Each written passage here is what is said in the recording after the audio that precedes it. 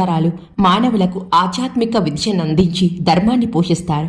సద్గురువులందరూ వీరి రూపాలే. వీరు పూర్ణ సిద్ధులుగానే అవతరిస్తారు. అయినా వారు కూడా తాము సద్గురువును సేవించి తరించామని చెప్పి సాధకులకు ఆదర్శమవుతారు. శ్రీ దత్తాత్రేయుడు 24 మంది గురువుల నుండి జ్ఞానం అర్జించారని భాగవతంలో చెబుతాడు.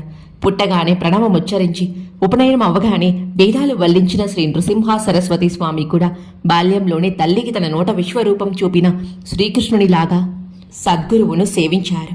వీరు తామే దైవమని గురువులమని చాటుకోరు. భక్తులే వారి అనుభవాలను బట్టి వారిని అలా గుర్తిస్తారు.